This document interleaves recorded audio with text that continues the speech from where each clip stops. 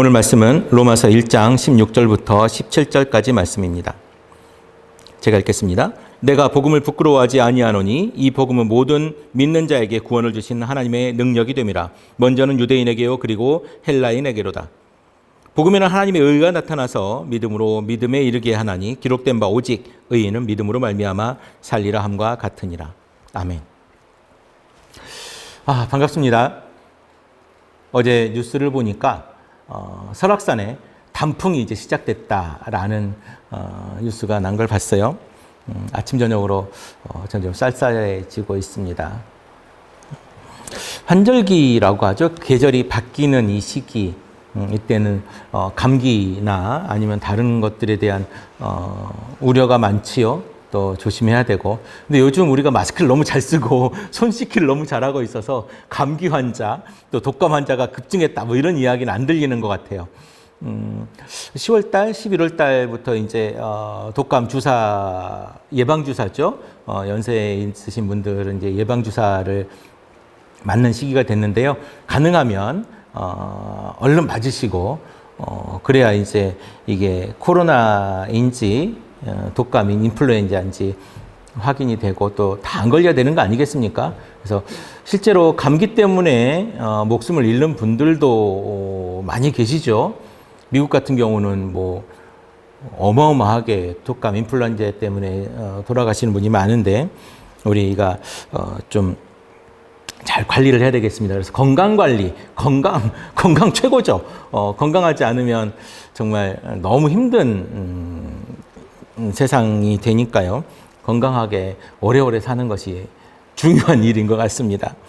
우리가 저번 주에 말씀을 나눌 때 무슨 말씀을 나눴냐면 잘 살아야 된다라는 이야기를 했습니다. 어떻게요? 교회 공동체가 더불어 잘 살아야 된다. 함께 잘 살아야 된다. 이런 이야기를 했었습니다. 그래서 더불어 잘 사는 것, 더불어 함께 하는 것, 이런 것들이 아마 뭐랄까요? 건강하다라고 표현할 수 있지 않을까 싶습니다. 건강하다. 예전에 제가 아시는 분은 아시겠지만 제가 팟캐스트 방송을 계속 했었습니다. 몇 년간을 팟캐스트를 매일 방송을 했었는데요. 그때 제가 무슨 말을 했었냐면 건강한 교회가 뭐냐? 건강하다. 우리가 건강하다라고 이야기할 때 많은 말을 얘기를 하는데요. 건강하다. 또 우리는 건강한 교회가 되고 싶기도 해요. 그런데 여러분, 건강한 교회가 되어야 됩니다. 아니면 건강한 교회를 갑시다. 그러면서 우리 초대교회 이야기도 하고, 뭐 숱한 이야기들을 많이 해요. 이런 교회가 건강한 교회고, 저런 교회가 건강한 교회고 얘기를 하는데, 여러분, 결국 건강한 교회는 뭐냐면, 아프지 않은 교회입니다. 아프지 않아야 건강한 거예요. 그렇지 않습니까? 건강하다. 물론 뭐, 우리가 건강하는 것을 우리가 표현하고 찾아낼 때 건강하지 않은 걸 찾아낼 때 이런 얘기 하잖아요. 손톱의 색깔은 어떻고 줄무늬는 어떤 모양이어야 되고 얼굴 빛깔은 어떤 모양이어야 되고 또 간의 수치는 어떤 수치 이상 내려가면 안 되고 올라가면 안 되고 또 이런 이야기도 하지 않습니까? 뭐 혈관의 콜레스테롤 수치는 뭐 LDL이니 HDL이니 뭐 이런 이야기하며 신장의 수치는 어떠하며 십이지장의 수치는 어떠하며 굉장히 많은 수치들을 가지고 우리는 건강의 척도를 얘기를 해요. 근데 건강에 대한 이런 굉장히 많은 척도가 있고 수치가 있지만 좋습니다. 그리고 다 이야기가 맞을 수 있겠죠. 그런데 아주 쉽게 이야기하죠. 우리 복잡한 거 싫어하잖아요. 쉽게 이야기하면 아프지 않은 상태, 아프지 않은 것. 우리 교회가 아프지 않으면 건강한 거예요. 근데 그 아프다라고 하는 것의 척도는 제가 저번 주 설교 때 말했던 더불어 잘 사는 것에 위배되는 것. 하나님과 관계가 끊어진 상태에서 우리와 우리의 더불어 사는 것이 깨지는 것. 그것이 건강하지 않은 겁니다. 오늘 설교 다 끝났네요. 네. 여러분, 인간의 몸에 가장 중요한 게 뭐겠습니까? 몸을 아프게 하는 가장 중요한 것. 그게 바로 뭐냐면 여러분은 잘 인정하지 않으실지도 모르겠습니다만은 혈관의 문제입니다. 인간이 가장 병에 나는 가장 근본 원인이 혈관이라고 그래요. 혈관이 막히면 죽죠? 혈관이 터지면 죽죠? 혈관이 잘 영양소를 공급하지 못하면 어딘가 문제가 생기죠? 혈류가 이상이 생기면 우리 몸이 망가지는 건 주지의 사실입니다. 그 혈관의 역할이 뭐예요? 공급하는 것이고 그 공급하는 것에 그 안에 헤모글로빈이나 아니면 다른 여타의 여러 가지들이 그 안에서 해결을 하죠. 병도 해결을 해주고 그 다음에 산소도 공급해주고 영양소도 공급해주고 뭐 이러지 않습니까? 찌꺼기도 가지고 나오고. 혈관의 문제입니다. 혈관은 곧 뭐예요? 혈관은 관계를 유지시켜주는 가장 중요한 결정체이죠. 교회 공동체도 마찬가지. 교회가 이루어지는 가장 중요한 것은 관계예요. 목사와 성도와의 관계, 성도와 성도와의 관계, 성도와 하나님과의 관계, 목사와 하나님과의 관계, 나와 여러분과의 관계, 여러분과 여러분과의 관계. 이 관계, 그리고 교회와 사회와의 관계, 교회와 세상과의 관계, 이것이 건강을 유지시켜주는 건강하다라고 얘기하는 그 척도입니다. 이 관계의 수치가 얼만큼이냐. 목사와 교인과의 관계의 건강의 수치가 뭐 100점 만점에 1이야. 이건 망가지는 거죠. 세상 속에 살아남아서 칭찬받아야 되는 교회인데 이 교회와 세상과의 관계가 100점 만점에 1이야. 이거 아닌 교회인 거죠. 우리들끼리 좋대. 우리들끼리 다 좋고 행복하고 사랑한다고 서로 얘기하고 집사님, 권사님, 형제님, 자매님 이야기하지만 여기에 있는 사람들끼리 뒤에 돌아가면 욕해. 그래서 관계에 서로 집사님에 대한 평가를 해보면 100점 만점에 1점 나와. 그 서로 앞에서 아무리 사랑한다고 이야기하고 아무리 우리가 축복합니다라고 이야기하고 노래하고 서로 손을 뻗어가면서 서로 당신은 축복의 통로라고 얘기하고 사랑합니다 이야기를 해도 그것은 다 빵점짜리 1점짜리인 거죠. 그거는 건강하지 않아요.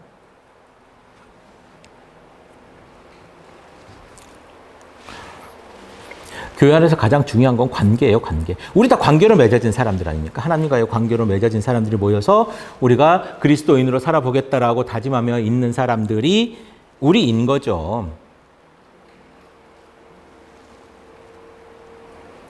이 신앙과 헌신으로 모여진, 사랑이라고 하는 이름으로 모여진 이 신앙적 관계, 이게 우리잖아요. 이제 우리가 어떤 사람입니까? 사랑과 헌신이라고 하는 이름으로 십자가 밑에 모여진 관계에 있는 사람들이 교회 공동체에 있는 사람들이에요. 여러분 동의하십니까?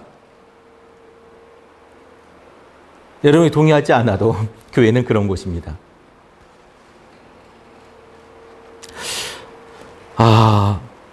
교회 안에 십자가와 헌신이라고 하는 것을 빼면 이 교회 안에 어떤 의미가 있겠습니까? 이 교회 안에 하나님과 예수를 드러내면 우리가 모여있는 교회가 어떤 의미가 있냐라는 거예요.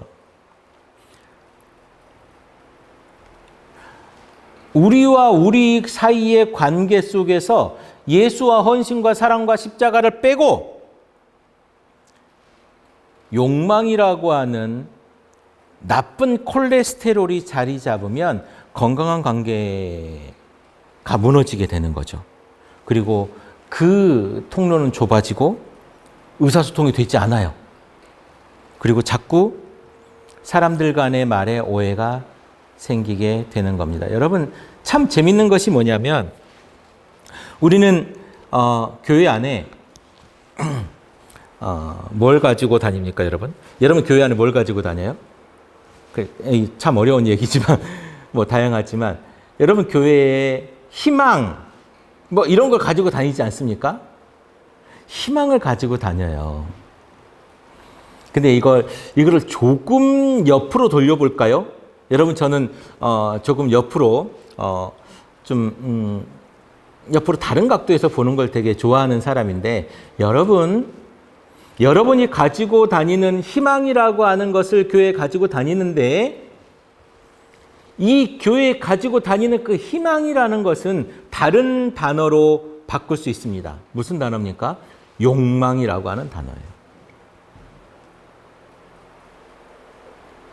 여러분에게 그 희망과 욕망이 다릅니까?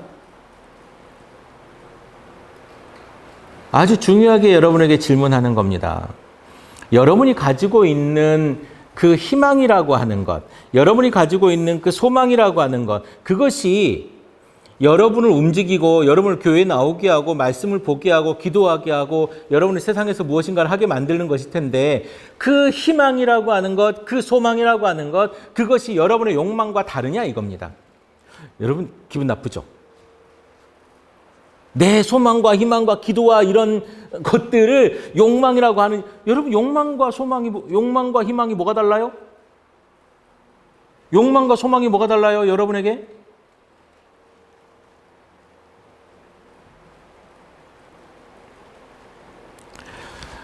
우리 건강하게 살아간다는 것, 건강하게 교회 공동체를 이룬다는 것 쉬운 일 아닙니다. 그 욕망을 버리는 거예요. 그 욕망을 버리는 것이 첫걸음이에요. 근데 여러분 그 욕망을 희망이라는 것, 소망이라고 하는 이름으로 치환해서 여러분 이름만 바꿔서 그대로 다니고 있는 거예요.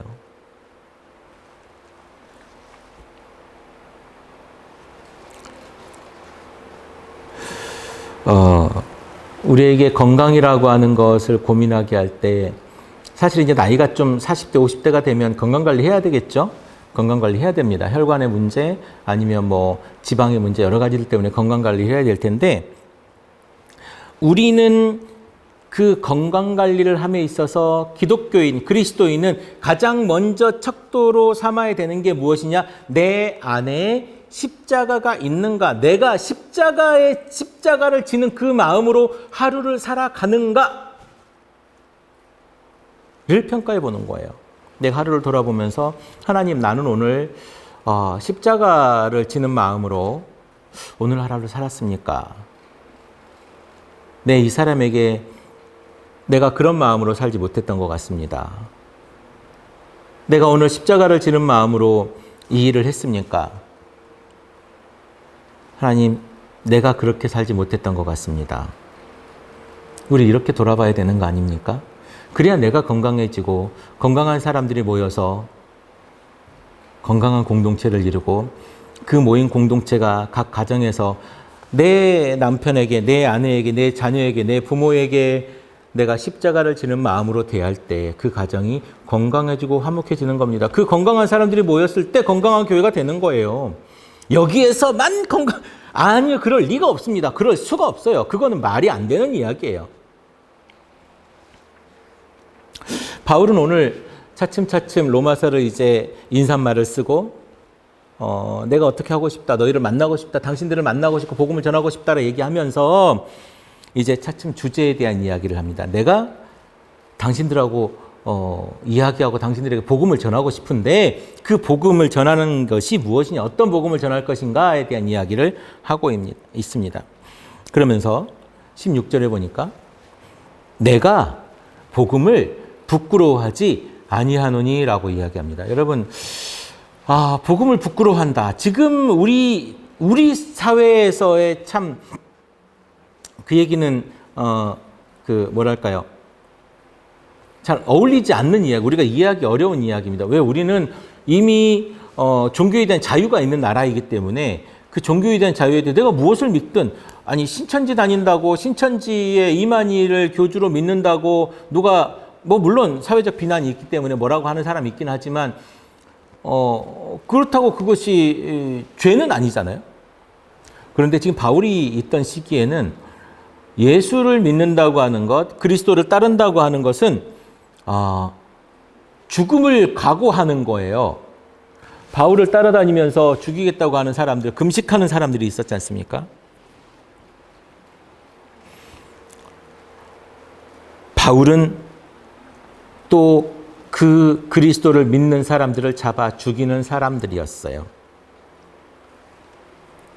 그리고 다메섹으로 가다 예수를 만난 사람 아니었습니까? 그런데 그 복음을 부끄러워하지 않는다라고 이야기를 합니다. 사실 복음을 부끄러워하면 안 하는 거잖아요. 부끄러워한다는 건 내가 그 일을 하지 않는다는 것을 의미하는 건데, 그 일, 복음을 부끄러워하면 그 사람에게 주어지는 혜택이 무엇입니까? 자유와 안전을 보장하는 거예요. 내가 복음에 대해서 내가 관심 가지지 않고 관리하지 않고 내가 그것을 따르지 않는 사람이 할 수 있는 일은 굉장히 더 편했거든요. 안 그러면 복음을 믿는다, 예수 그리스도를 따른다 그러면 맞아 죽을 수도 있었던 상황이니까요. 스데반 집사가 그렇게 하다가 돌에 맞아 죽었지 않습니까? 우리는 사실은 교회에 다닌다는 이유, 예수를 믿는다는 이유로 불편함을 겪을 때가 있어요. 뭐 많이들 겪어보셨을 테지만 직장에 다니시는 분들이라면 회식할 때 술자리들이 이렇게 벌어지잖아요. 그때 뭐라고 합니까? 술을 마셔야 될까 안 마셔야 될까 고민하죠. 그리고 술을 한 잔 마시면 너 교회 다닌다며? 너 교회에서 집사라며? 술 마셔도 돼? 뭐 이런 이야기 듣지 않습니까? 그리고 또 주일날 굉장히 중요한 비즈니스를 할 때가 있죠. 굉장히 중요한 비즈니스를 할 때가 또 주일일 수도 있고, 또는 국제관계에 대해서 무엇을 할 때 주일날 시차가 다를 수 있으니까 주일날 일을 하게 되는 경우도 종종 있게 됩니다. 그때 내가 교회에 가야 될 것인가? 아니면 여기서 비즈니스를 해야 될 것인가?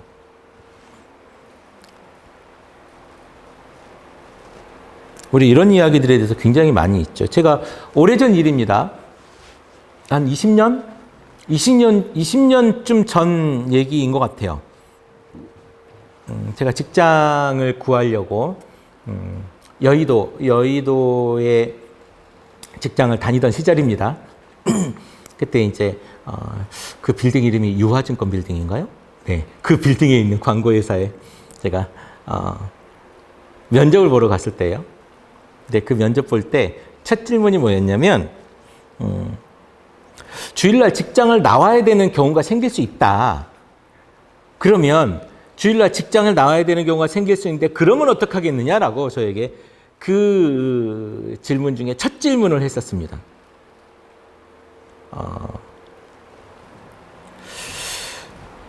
왜 그 질문을 했을까 생각해 보니까, 제가 이제 신학대학을 졸업하고 신학을 전공했잖아요. 그리고 교회를 다니는 이제 기독교인이라 종교는 그때는 그런 걸 다 쓰게 돼 썼죠. 요즘엔 뭐 학력이나 뭐 이런 거 다 안 써도 된다고 하더라고요. 근데 그때는 그런 게 다 있었습니다. 그 첫 질문, 주일날 직장에서 일하게 되면 교회를 포기하고 교회를 안 가고 직장을 나올 수 있겠느냐? 이런 질문이 첫 질문이었어요. 굉장히 불편했었습니다. 자, 제가 답을 어떻게 했냐고요? 궁금하시죠? 비밀입니다. 바울은 이 복음을 부끄러워하거나 포기하거나 할 수 있었던 사람이고, 복음을 믿는 사람들을 잡아 죽였던 사람인데요. 그런 사람이었기 때문에 복음을 포기하고 거부하면 누릴 수 있는 것에 대한 그것을 충분히 알고 있었어요. 그 유혹을 바울은 알고 있었던 사람입니다. 그럼에도 바울은 그 복음을 포기하지 않고 그 복음을 로마 사람들에게, 로마 시민들에게, 로마에 있는 교회 구성원들에게 선포할 마음의 준비를 가지고 있었습니다. 그게 무슨 얘기예요? 목숨을 걸 각오가 되어져 있었다는, 복음에 목숨을 건 사람, 바울. 내 속에 복음의 징표를 가진 사람, 그 예수 그리스도 십자가의 흔적을 가진 사람, 이 사람이 바울이었던 거예요. 우리가 살면서 우리에게 그 흔적, 스티그마라고 하죠. 이 그리스도의 흔적을 가진 사람이 과연 있는가? 여러분들이라면 여러분들은 정말 내가 복음을 가진 사람으로서 내가 복음을 선포할 만한 선포해야 되는 그 자리에 있는 사람으로서 여러분 과연 그 흔적을 가지고 있는 사람인가에 대한 고민을 해봐야 될 것 같습니다.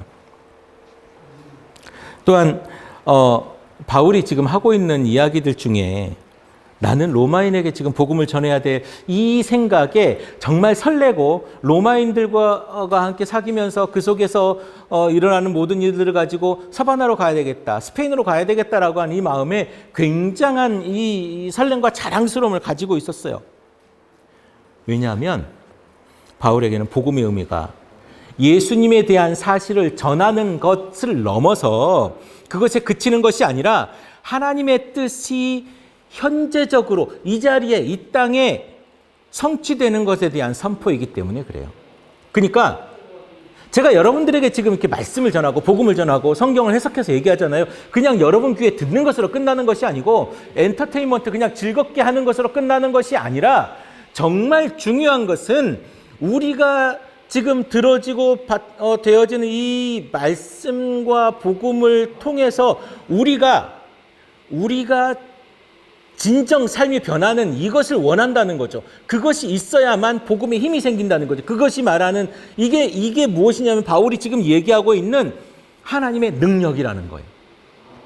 여러분에게 지금 주어지는 이 말씀을 통해서 여러분이 지금 삶이 변해야 되는 거예요. 그런데 안 변해. 하나님의 능력이 없는 거지. 하나님의 능력이 없다면 우리가 가지고 있는 이 복음이 무슨 의미가 있어요? 하나님의 능력으로 말미암아. 그러면 복음이라는 것이 무엇일까요? 여러분 복음에 대해서 정말 고민해 본 적이 있습니까? 요즘은 교회에서 복음 이야기 안 해요. 요즘은 십자가 이야기도 안 하고 요즘은 구원 이야기도 잘 안 해요. 너무 식상하거든요. 너무 진부하지 않습니까? 십자가 이야기하는 거? 여러분 세련되지 못하잖아요. 너무 없어 보여. 그러니까 우리가 교회 안에 복음이 사라진 시대에 우리가 살고 있습니다.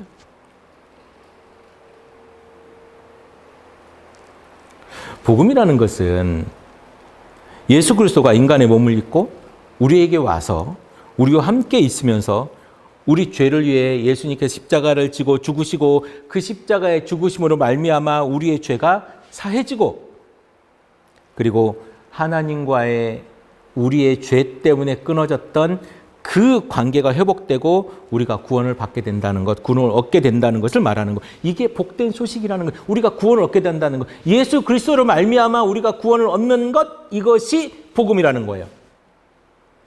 아멘입니까? 여기 여러분 아멘 하셔야 돼요. 복음이 죄된 인간을 구원하는 것이라고 이야기하는데 자, 그래 복음은 알았어요. 그러면 죄는 뭐예요? 죄는? 여러분 죄를 쉽게 얘기하자고요. 죄를 쉽게 이야기하면 십계명을 어기는 거예요. 아, 목사님 십계명을 다 어기죠. 그래요. 십계명을 어기는 건데 그 십계명을 어기는 것에 그걸 설명해 볼게요. 그게 뭐냐면 죄는 하나님에 대한 인간의 옳지 않은 태도가 1번이에요. 하나님에 대한 인간의 옳지 않은 태도. 이것이 첫 번째 죄예요. 두 번째는 인간이 인간에 대해서 사랑하지 않는 것이 두 번째 죄예요. 우리가 이 죄를 규정짓는 이 두 가지. 하나님에 대한 인간의 옳지 않은 태도. 인간이 인간에 대해서 하는 옳지 않은 태도. 여러분, 인간이 인간에 대해서 사랑해야 되는데 이 사랑이라고 하는 말 안에는 뭐가 있냐면 존중이라고 하는 말이 포함되어져 있습니다. 존경이 아니에요. 존중입니다. 존중이 뭐죠? 존중은 관계되어져 있는 사람을 존경하고 귀중하게 여긴다는 말입니다. 여러분, 우리와 우리 사이에 존중이 있습니까? 사실 우리는 우리 사이에 존중보다는 뭐를 더 좋아하냐면 존중보다 판단하는 걸 더 좋아하죠. 아, 쟤는 저래. 얘는 이래. 그래서 얘는 싫고 얘는 나쁘고 쟤는 좋아. 우리 이거 하고 싶은 거잖아요. 이거 너무 좋아하잖아요. 너무 쉽고. 여러분, 여러분들이 하는 그 손가락으로 말미암아 여러분도 손가락질을 받을 겁니다. 깨달은 사람, 하나님 말씀을 깨달은 사람은 그 죄에 대해서 누구에게, 그 기준에 대해서 누구에게 적용합니까? 나에게 적용해요. 그런데 깨닫지 못하고 알기만 하는 사람은 그 기준을 누구에게 적용합니까? 저 사람에게 적용하죠. 그래서 사람들은 이런 얘기를 합니다. 아니, 당신은 왜 그렇게 당신에게 관대합니까? 나에게는 이렇게 강하면서. 이번에 국회의원 사퇴를 선언했던 사람이 한 명 있죠? 곽상도라고 하는 그 국회의원이 이런 얘기를 했습니다. 이런 이야기가 아니죠. 그분이 했던 누구의 자녀, 누구의 아들, 대통령의 딸, 대통령의 아들, 뭐 이런 이야기들을 계속하면서 자기 아들이 이번에 화천대유인가요? 거기에서 50억 퇴직금을 받은 것에 대해서는 나랑 상관없다. 그리고 합법적이니까 문제없다. 이런 이야기를 하지 않습니까? 나에 대해서 너무 관대한 사람, 그리고 다른 사람에 대해서 너무 냉정하게 칼처럼 그 사람 비판하고 비난하는 사람, 그거 깨닫지 못한 사람입니다. 비판의 칼날, 비난의 칼날은 누구에게 먼저 와야 되는 것입니까? 깨달은 사람은 나에게 와야 되는 거예요. 그게 먼저인 거예요. 깨닫지 못하면 죄를 알 수 없습니다. 왜냐하면 다른 사람에게만 죄를 적용하니까요. 내 죄를 알 수 없는 거죠. 그래서 우리가 자꾸 무엇을 얘기를 해야 되냐면 깨달아야 된다, 깨달아야 된다 얘기하는 거예요. 이 죄를 해결할 방법이 있습니다. 깨달을 수 있는 방법, 그것은 뭐냐면 예수 그리스도의 하나님 되심을 우리가 알고 십자가의 죽음과 부활과 곧 오실 예수님과 그 오실 예수님이 심판을 한다고 하는 것을 믿는 것, 그것이 우리가 알아야 되는 거예요. 그 심판이 뭐예요? 천국과 지옥을 가르는 거지 않습니까? 그 날을 우리가 기억하고 오늘을 사는 거예요. 오늘을 사는 이 오늘의 이 태도, 이 하나님과 사람에 대한 우리의 그 태도에 따라서 그날의 심판이 달라지는 거죠. 그럼 우리가 어떻게 살아야 돼요?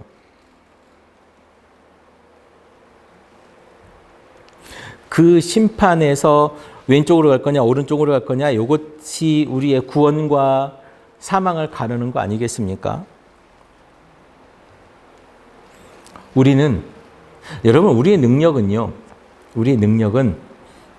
신뢰를 할 수 있는 것까지는 우리가 할 수 있어요. 그런데 믿는 거는 우리가 할 수 있는 게 아니에요. 우리가 어떻게 믿어요? 하나님 믿는 거 우리 쉽지 않아요. 보이지도 않는데 그냥 있다고 존재한다고 아는 것일 수 있어요. 근데 믿는 것, 이거 우리가 할 수 있는 게 아니라 이것은 성령님께서 우리에게 해 주실 수 있는 거예요. 성령님께서 우리에게 해 주시는 것, 그것이 믿는 거예요. 아시겠습니까? 우리가 스스로 믿을 수 있는 게 아니고 성령님께서 우리에게 믿음을 주시는 건 줄로 믿습니다. 성령을 통해서 믿음은 이루어지는 거예요. 그 믿음을 위해서 우리는 뭘 해야 됩니까? 그 믿음을 위해서 우리는 들어야 돼요. 계속 들어야 됩니다. 자꾸 들어야 됩니다. 한 번 들어서 성경을 여러분 알아요? 계속 들어야 됩니다. 계속 들어야 돼요. 듣지 않으면 알 수가 없어요. 그래서 믿음은 들으면서 난다고 말하지 않습니까? 에티오피아 내시가 이사야를 읽고 있는데 빌립 집사가 달려가서 물어봅니다. 이 말이 무슨 말인지 아십니까? 그랬더니 아니요. 나한테 가르쳐주는 사람이 없는데 내가 어떻게 알겠습니까? 그냥 나는 성경을 글씨를 읽을 뿐입니다. 그래서 빌립 집사가 계속 성경을 가르쳐주니까 깨닫고 예수를 믿고, 깨닫고 나니까 예수를 믿고 침례를 받는 장면이 나오잖아요. 여러분, 성경을 혼자서 알기가 어려워요. 잘 모르니까 깨달을 수가 없는 거예요. 그러니까 문자만 보고 문자대로만 따르려고 하는 거예요. 그래서 해석할 수가 없는 거죠. 그래서 좋은 선생이 필요한 겁니다. 물론 제가 좋은 선생일 수도 있고 아닐 수도 있는데 지금 이것을 끝까지 듣고 계신 분이라면 제가 적어도 좋은 선생이라고 생각하는 분이니까 그런 거죠. 제가 좋은 선생이라고 한 게 아니에요. 그거는 이걸 받는 사람, 듣는 사람, 받아들이는 사람에 따라서 좋은 선생일 수 있고 좋은 선생이 아닐 수도 있는 거니까요. 여러분 많이 들어야 믿을 수 있습니다. 듣지 않으면 믿을 수가 없어요. 성령님께서도 여러분이 듣지도 않고 읽지도 않는데 성령님께서 여러분들에게 믿음을 딱 주신다. 아니요, 그럴 수 없습니다. 바울은 이 복음이라고 하는 단어를 4번이나 사용하면서 강조합니다. 또한 믿음이라는 단어를 3번이나 연속 사용합니다. 여러분, 복음을 믿는 것, 이것이 구원에 이르는 것이 길입니다. 여러분, 천국 가고 싶죠? 제가 늘 얘기하잖아요. 천국이 교회에 없다면, 천국이 예수를 믿는 데에서 천국이 없다면 여러분 교회 나오겠냐고. 안 나오실 거 아닙니까? 그것 때문에 우리가 나오는 건데, 구원이 없다면 여러분 나오시겠냐는 거예요. 그 구원은 복음을 믿는 것에서 시작된다는 거예요. 복음을 잘 아는 것은 굉장히 중요한 일이지만 복음을 믿는 것 또한 굉장히 중요한 일입니다. 그게 전부예요.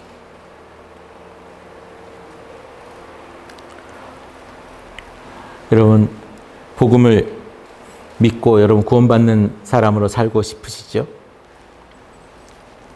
그런 여러분에게 바울은 오늘 이야기합니다. 의인은 믿음으로 말미암아 살리라. 물론 이 말씀은 기록되었으되라고 이야기해요. 어딘가에 써 있다는 거죠. 하박국서 2장 4절에 써 있는 말씀입니다. 기록되었으되 의인은 믿음으로 말미암아 살리라. 바울은 이 구절 이야기할 때 이 의인에 대한 이야기의 범위를 누구로 얘기하냐면 유대인과 헬라인에게도 라고 이야기합니다.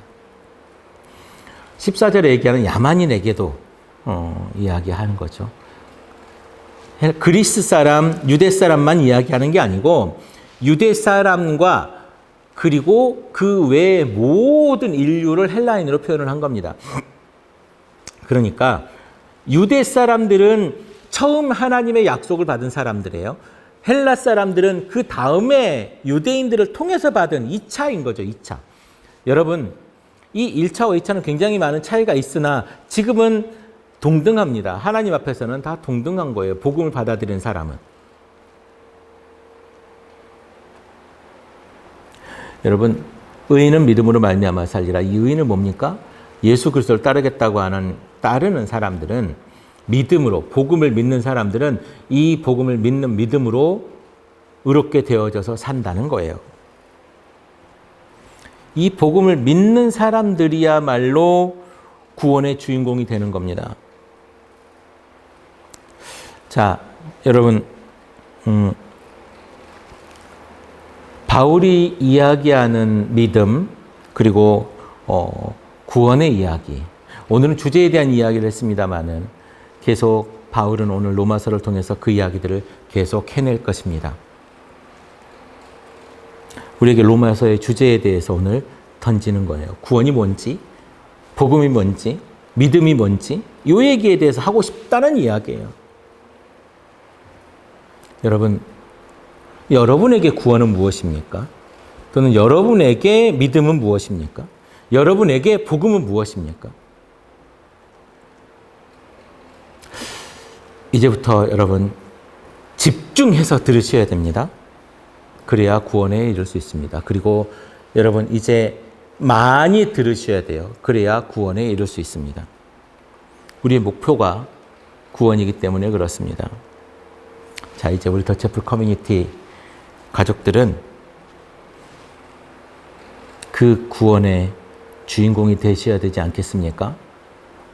오늘 그 구원의 주인공이 될 준비가 되셨습니까? 기도하겠습니다. 사랑의 아버지 하나님, 감사를 드립니다. 오늘 우리에게 이 말씀을 주시고 또한 구원을 얻게 하심을 감사를 드립니다. 오늘 이를 통해서 로마서가 다시 새롭게 보이는 우리의 삶이 될 수 있도록 주님 인도하여 주옵소서. 감사드리며 예수님 이름으로 기도드렸습니다. 아멘.